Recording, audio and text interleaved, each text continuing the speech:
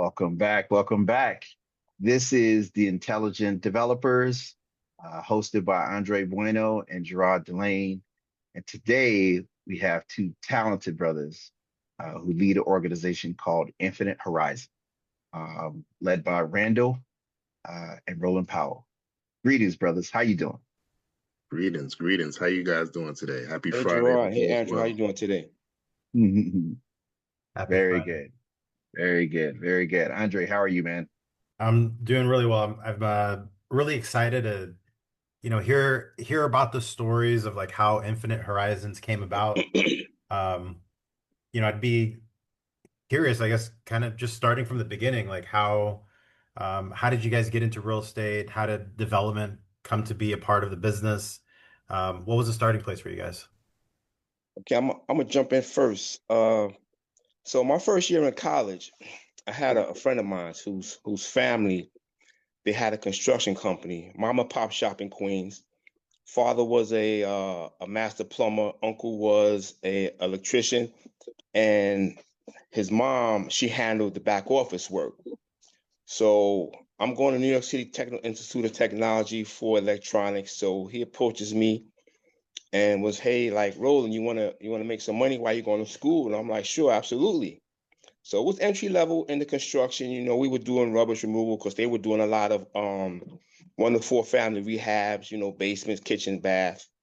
So we started doing that, part time, and then they got really busy. So I had to make a choice between, the cash going to school. So I put school on hold for a minute, started work with them full time. And the uncle really took a shine in me because, he was the electrician of the family and I was going to school for electronics. So he taught me everything I know about electricity from soup to nuts. The father, he taught me how to, be a plumber. They had a carpenter on board. So I learned carpentry. I learned HVAC, windows, cabinets, kitchen door, everything I learned construction from the ground. And, they taught me estimating and blueprint reading. And what was really unique about it was the mother, doing the back office work. She taught me how to, do invoices, rec jobs, do payroll. So it was a really unique opportunity for me to get into construction, and I fell in love with it. And unfortunately, the uncle passed, the mother passed, so the business went under. But the good thing about it that I stayed in contact with all the subs. So after a while, I started running my own jobs, doing kitchen baths, minor to gut rehabs. Did that for a few years. Then the industry got kind of flat. So I started doing some blue collar work at night.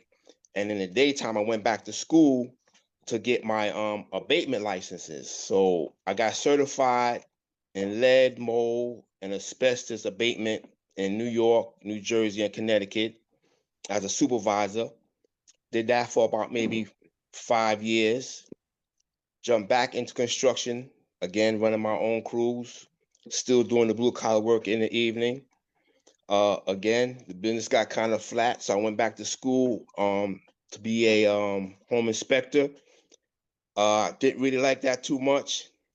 Came back to construction, doing construction again for another 4 or 5 years, and in interim, Randy's coming up behind me, snaking up through the industry, working for different nonprofits, different city agencies, different developers, and I'm gonna cut it off right there and let Randy jump in there and tell you his journey.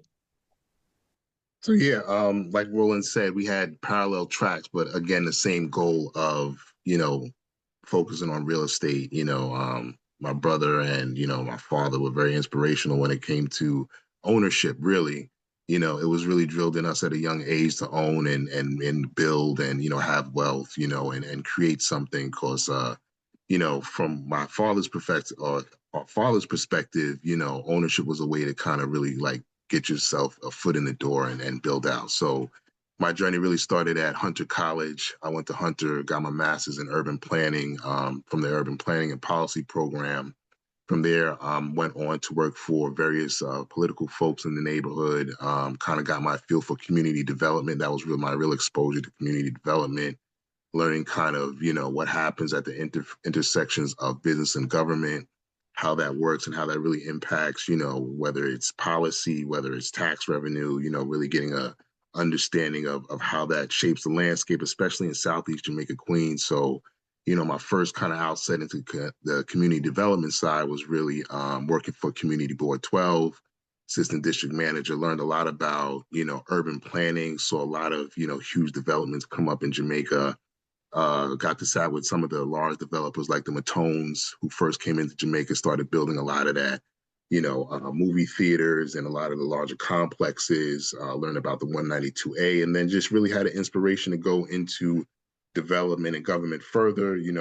Fast forward a couple of years, applied to HPD, and I started off my career working in, HPD as a project manager, worked in the neighborhood entrepreneurs program, and then, got lucky enough to work with a lot of the up and coming entrepreneurs before they became really big and substantial. And, that was very inspirational for me at the time. And I used to go back home and tell Roland all the cool stories and everything about, hey, we just did this transaction. I'm working with this developer and, he's doing this and, GCs, and learned about property management and architecture and design. And then, he came to me one day and said, hey, look, between what you know and what I know, let's have a go at it.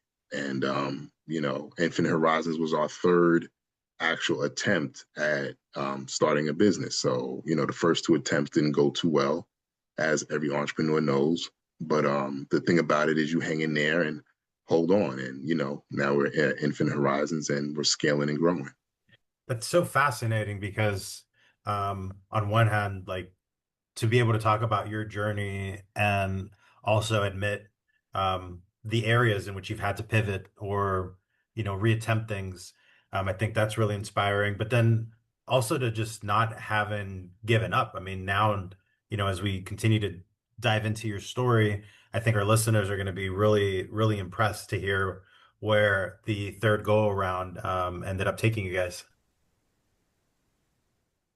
Sure. So the third go around was a kind of, I say, like coming to earth, coming to terms conversation. Roland and I were at a really inflection stage of both of our lives. I'm, kind of starting the career path, and he's already kind of seen, what's out there, and he's very inspired by what's happening. And, coming from Southeast Jamaica, Queens, and, starting Infinite Horizons around that whole foreclosure crisis, and seeing, South Jamaica go through all that disinvestment, having all those foreclosures in the neighborhood, and knowing that, we come from affordable housing, Roland actually, purchased an affordable home ownership back in the 90s, where he resides. And that kind of inspired him to say, why can't we keep this momentum up and do the same for the community? So that's kind of where it started. And then we built out our first business plan. And our first business plan was called the Reinvestment and Management Plan. And at the time, it was just focused on trying to get some of these foreclosure properties off of the bad standings in the neighborhood and get them back on a good track. Because, one thing that's really unique about Southeast Jamaica, Queens, is it has a wide variety of incomes and AMIs and diversity and populations. It's home ownership, it's condos, it's co-ops, it's rentals. So you have such a diverse, topography of, land use and units and housing, that once you have a lot of foreclosures on there, it kind of takes away from the neighborhood. And, Southeast Jamaica, Queens is known for a lot of things, and home ownership is one of the things that it's known for. So us coming together and figuring out this plan and then tapping into, the state for additional sources for subsidy, helped us really get that off the ground. And that was our entree. We applied actually to the Queens Economic Development Corporation and won our first award. And that kind of really inspired us to take our business plan and say, what's the next step for us? And then also too, Rainey and I, we really have a love for real estate. And also once we got into it, the love was even radiated because, we saw that it was a need, especially for affordable housing. And in the day and age that we were in now, it was kind of heartbreaking to see how people are living in this day and age. So, being able to rehab these buildings and get people up to the living standard that they deserve, it's a really good feeling. So, it's a great feeling. It's great. For those who haven't been to New York before, Jamaica is a fascinating place, but it has a large Black home ownership in New York City. And it has a large urban core, and there's lots of development happening in Jamaica. You guys are, of course, based there.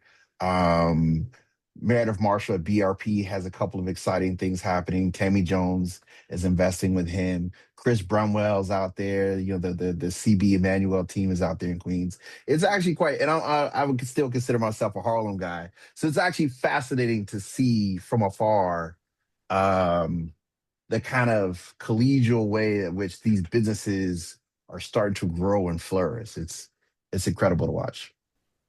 Yeah, for a long time, Queens was kind of not thought about. You know what I mean? Right. And like you said, it's a lot of African American home ownership here, a lot of African American businesses here.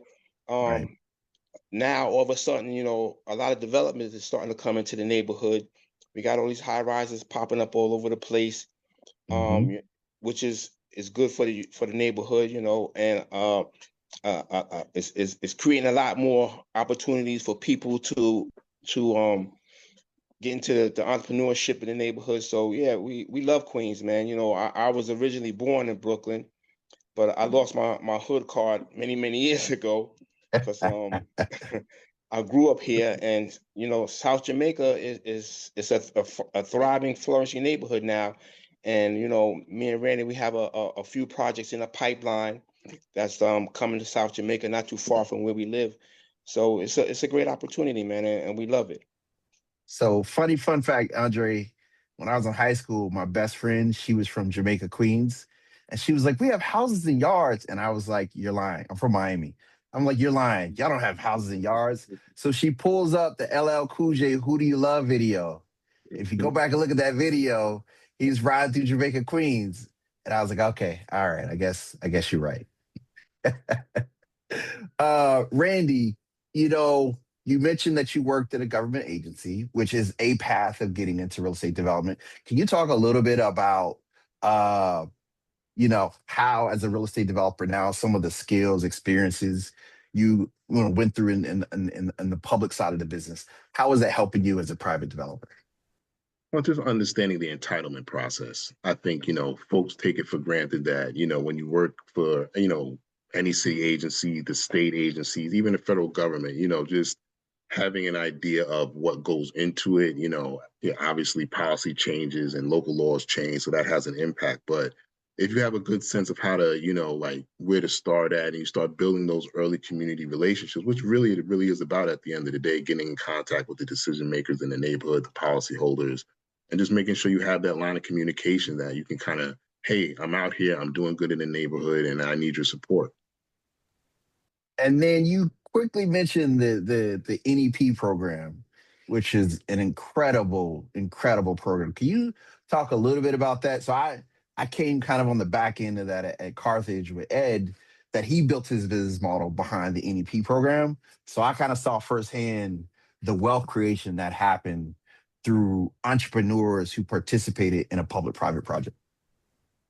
So yeah, the Neighborhood Entrepreneurs Program was an initiative started out actually, years ago through the Ed Koch administration. As folks know, the city wasn't all glamorous as it looked. There was burning, buildings, the whole distressed aspect. So the city tried to figure out a way to restart the tax roll and get units and properties back on the market, because there was just that amount of distress. And when you're really trying to come into infill neighborhoods and create, new housing or new economic opportunities, it's hard when there's nothing that was there as an anchor or nothing existing. So you're really just creating everything fundamentally from the beginning. So you have this partnership where at the federal level, you have tax credits and all this initiative that's coming out to help spur the economy, spur the development of housing. And then you also have, investors and lenders that are also a part of, the Community Reinvestment Act that support the building of affordable housing and really kind of perpetuates that muscle. And when it started out, it was a lot of that public and private partnership with the guidance of both folks from the public sector and leaders from, business industry that were really initially, and if you know anything about New York City, they were figuring it out. And a lot of that figuring out came from a lot of initial out-of-pocket investments, a lot of creative structuring that eventually led to what we kind of consider now the, tax credit model, the financing structure that's used to executing these deals. So when I came in, it was like you said, it was kind of on the tail end, but having the experience to work with, some of the developers and seeing how they went through the process and how they really engaged. And, you learn a lot and you get to see and get a feel for the whole dynamic of the city. And how does that dynamic, I guess, work with you both? I mean, both being siblings, when it comes to thinking about, what type of projects to pursue, what type of development to do. Just in looking at the type of projects that you guys have done. I know you guys are working on a project right now in the Bronx. You have some things in Harlem. You guys are pretty much are you guys in all boroughs or? Pretty much, except that we actually, our first site was in Staten Island. That was our first RFP award. It was a single site, single family house with an actual senior tenant in it. And we got it through a RFQ process through HPD. And that was our first real entree. So before all that stuff that you see on the website, we started off small. We really did execute on that business plan and, went back to the city and, we applied for sites when there was the opportunities and we got a couple of small sites. And, I think one of the unique things is that as entrepreneurs, we always went back to the government and to the city and to different private sources to upskill ourselves and get training. So even though we, master's degrees and all that stuff is great, you still need real world execution. And depending on, what track you come from, your background and all that stuff, if there's opportunities, you're going to grab them. So we did a lot of training through the New York Small Business Services. We did a lot of MWBE training, a lot of, accounting, financing. I'm a certified property manager with the Institute of Real Estate Management. Shout out to IREM, they're a great organization. I'm also certified with BOMA. So we build ourselves a similar way that you build a capital stack. You're going to be in this business, you have to know, Roland's compliment is he's really strong on operations. And that's what he really broke down. And then our understanding of operations plus, the business side with the execution and the admin, it really helps you to navigate what we look for. And, we look for ownership. We look to, it's not like a project by project thing for us. It's always how do you build your platform? How do you build a business? Because we're really building a business at the end of the day, The BRPs will tell you, you can have 100 different deals, but are those deals really, helping you excel and move the button or you move the needle? Is that what it, or do you just say, oh, I have all these great deals and well, where's your platform at? Where's your business at? Are people coming to you now and saying, hey, we want to execute with you or we see something that you're doing right and they want to speak to you about it. So I think, the totality of it is know what you're building.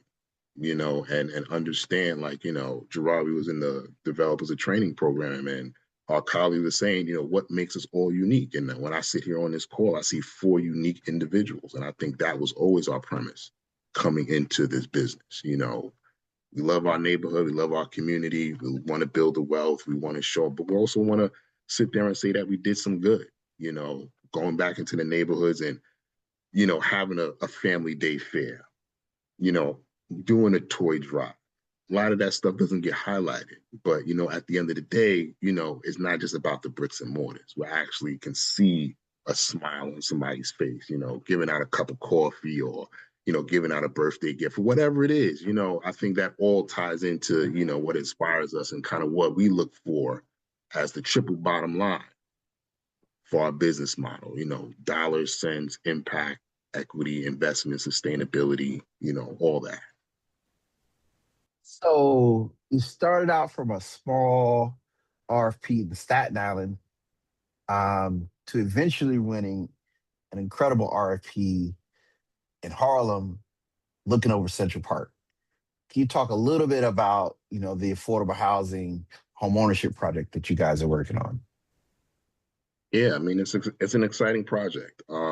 It's like a once in a lifetime opportunity to do something amazing in a great location in New York City.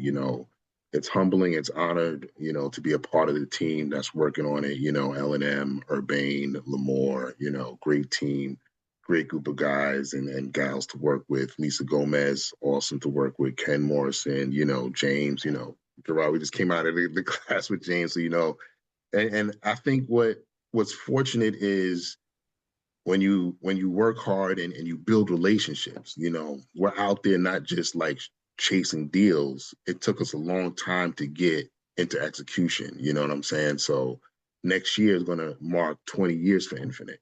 You know what I'm saying? And everybody sees the big jump, the big peak. But before a lot of this, we were out there just building relationships, meeting folks like yourself, Jerrod, meeting folks like, and calling people, randomly, hey, you're in the industry. What are you doing? What are you learning? How can we figure it out until we're figuring it out as we're figuring it out at the same time. So we're taking that execution mindset and making sure that, as we bring on deals and as we're building relationships, those relationships flourish into projects like Lincoln. And, the first time I actually really met Lisa was through Project REAP, the REAP program. She came in as a speaker. I was a graduate from the REAP program. I did it, I think it was like 2017, 2018, right before the pandemic really hit.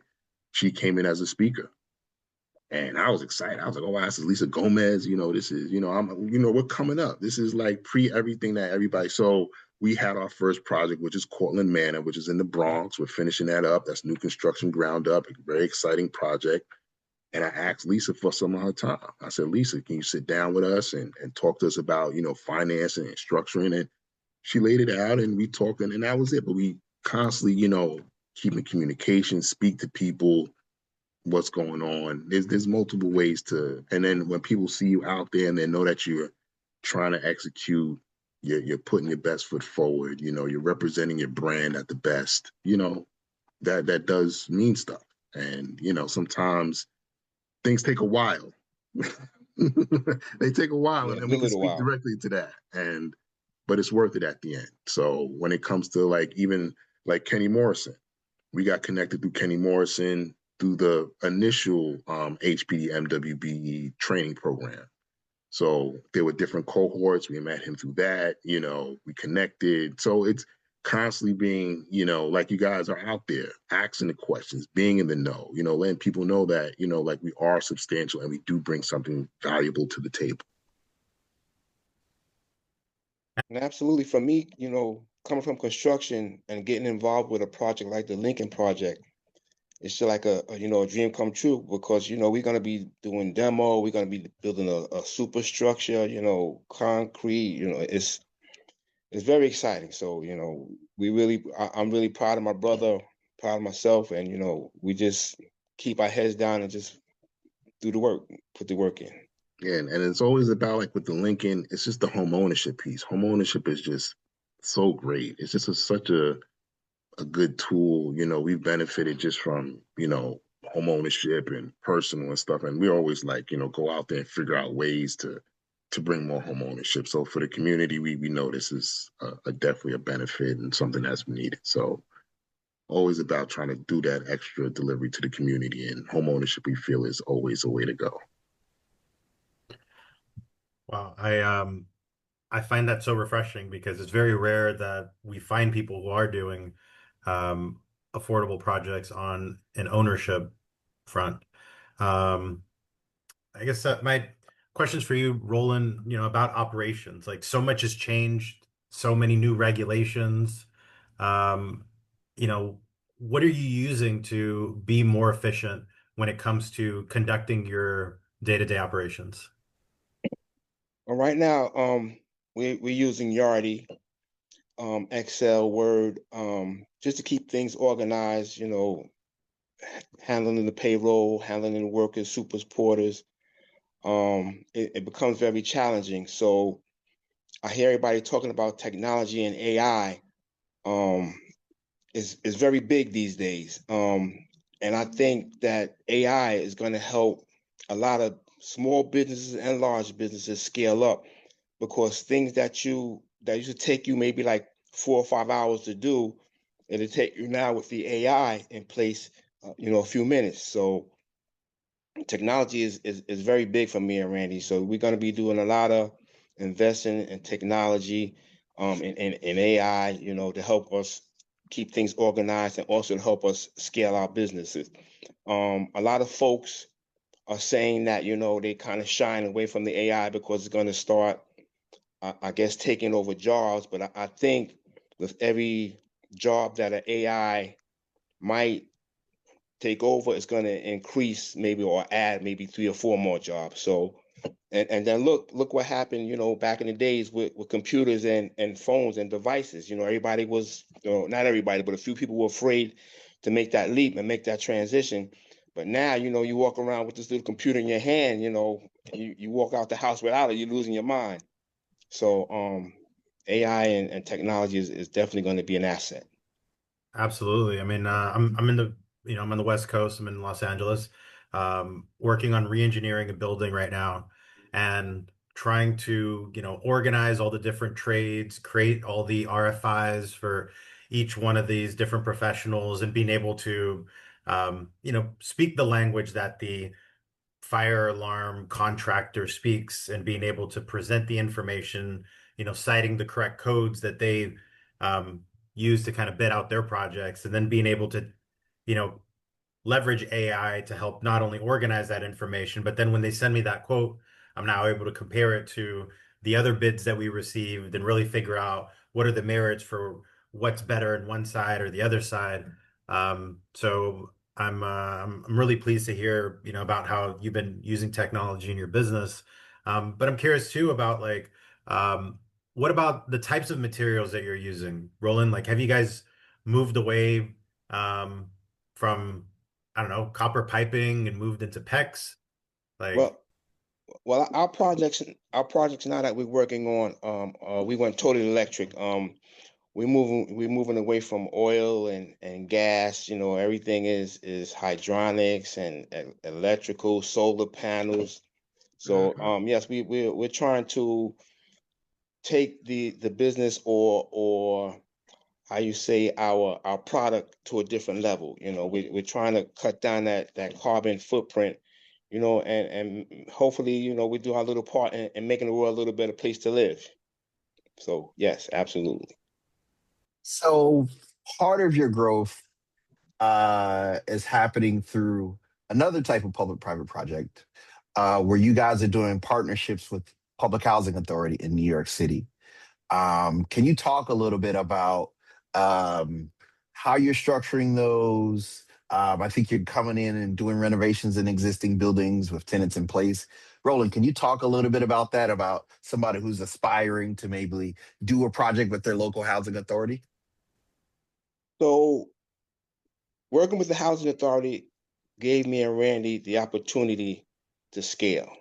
Um, we went from mom and pop to, you know, to a full-blown development company overnight. please Um, quantify it though. Quantify it. How many units are you working on? so right now we're working on 2,500 units. We went Oh we went my over we went from 122 units overnight to like 2,500 units as of today. And we still got a few deals in the pipeline that we're working on. Um, Jerrod mentioned, doing rehab with tenants in place. We're doing that, but we also relocated a lot of the tenants out of our portfolio just to make things a little more seamless, a little easier with the construction. But yes, working with the authorities and doing joint ventures, it helps you scale because it gives you capacity, the financial, the backing that you have with your partners. It takes you to a different level. Fantastic, fantastic. And then talk a little bit. Are you doing those as joint ventures with the housing authorities? Are you doing a 99-year ground lease? Are you purchasing? How are you structuring those transactions? It's kind of sort of both. It's a 99-year Ground lease. ground Those are, lease. yeah, those are all Yeah, ground lease projects. Yeah. yep. So the authority is in there because the way we have to structure the financing through the Section 8, through the RAD, federal government still has to play their role. But, when you look at it from a sponsor's perspective, you still get that level of, responsibility around the development, around all executions of, scope. But I think the nuance is you're really working with, the partnership of the residents and their resident administration, and always kind of having this level of communication and relationship and partnership with them, so that way you can really focus on delivering on these projects. And I think that's another level of complexity that kind of gets mystified in all the different numbers and aspects of the scope of work that you have to kind of whittle through to execute. So Yeah, so those who are not in the affordable housing business, I know we kind of ran through a couple of acronyms, but Section 8, which is the government program which helps provide revenue for the building, the RAD, the Rental Assistance Demonstration Program, is a way that public housing buildings can get recapitalized. And people are doing those types of transactions across the country. The New York City Housing Authority has been very, very active and using that mechanism as a way of reinvesting into campuses across the city. And it's pretty incredible that many developers like yourselves have been able to come in, help the city solve their problem, which is, this building was built in the 1940s, 1950s. It's time to redo the elevator, redo the roof, redo the windows, redo the countertops, the kitchens, refrigerators, the lobbies, all that good stuff. They need private parties like yourselves to come in and help them do that work. And the tenants get a brand new home. So when it's done right, it's a win-win for everybody. Absolutely. Also, like the RAD program, which is really interesting, is that it also creates like really deeply deed restricted affordable housing units, right? 30, 40, 50% AMIs that otherwise you wouldn't be able to finance and create out there. So pretty interesting that you guys are, working in the Bronx, doing this type of work. You guys are doing this in Brooklyn. So it's pretty neat.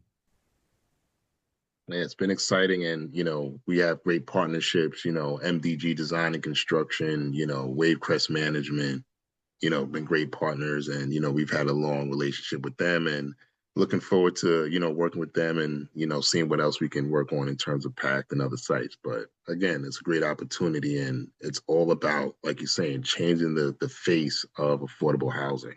Some of the projects that are out there, people can't even believe they're affordable housing these days because of the level of detail that's put into it, the design factor, the creature comforts, the accommodations. I think, affordable housing has evolved so far that we can incorporate all these great features from social services to, design and landscaping to really turn out an amazing product for the long term.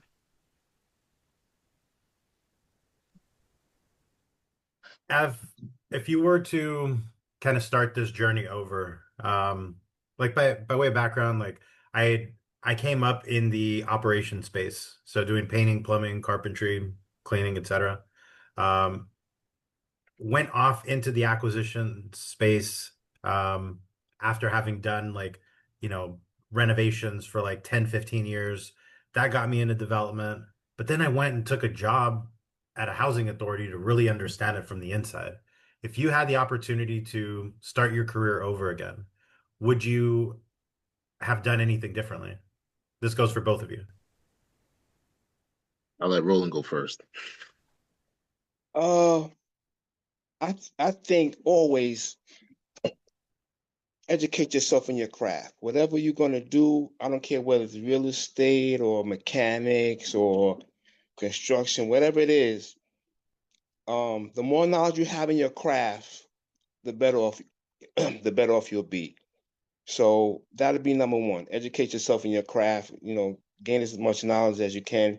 And especially as a real estate developer, of course, as a developer, you need to learn many different languages. And when I say different languages, I don't mean English, French, Spanish. I mean, as a developer, you have to learn how to speak to lawyers and accountants and syndicators, different investors. So you need to learn, as much as you can coming into this business because, me coming from construction, it was a little struggle for me. But, I had Randy to lean on because, he came from that development space. He knew the administrative end of the business. So, it wasn't that difficult for me because of him. But, always educate yourself. And number two, your partner. Make sure that you and your partner are on the same page, have the same thought, you have the same goals and plans, because your partner means a lot to you in this business. If you can't lean on your partner with this, and you don't have a partner that's going to get into the trenches with you and get into the mud with you when things get a little hairy, because it's not always sexy. Real estate development is not always sexy, and sometimes it gets a little brutal. So you got to definitely have a good partner on your side. And don't talk yourself out of the game, man. Just get in the game. If you have those two things behind you, jump in there and with all this technology and all this knowledge at your fingertips, you can make a very educated decision. It doesn't have to be that risky, but you got to get in the game. You got to get started somewhere. Yeah. Kudos to everything Roland said. 100% on that. I would just say, don't sweat the small stuff. Be patient, and time will tell. You know what I'm saying? As long as you stay persistent, stay resilient, and this is me talking to me 20 years ago and having this expectation of, wanting to be successful very early on. And I think that what Roland was saying is key, because you don't want to get hung up on the unsexy side of this business. And sometimes, we don't get out there and tell folks about the unsexy side of the business. And once you hit this hurdle, you hit this milestone, you're ready to throw in the towel. So if I would tell myself anything, I would tell myself, be resilient, stay patient, you know what I'm saying? And, keep your circle tight and make sure you're out there learning. I think that was one of the things that we always stayed learning. We stayed networking, asking questions, and then, having the confidence to say that skill that we really learned, we really know how to use it. We're just not have a bunch of shingles. You know what I'm saying? So, yeah. Amazing. Amazing. So, guys, thank you so much. This was an incredible conversation. We really do appreciate you. Thank you for taking Thank the you, time. Jerrod, for the opportunity. Thank you, Andrew. Appreciate you guys. Definitely. Appreciate it. Awesome. No problem. No problem. Until next time, guys. Till next time. Yes, absolutely. Be well. Yo.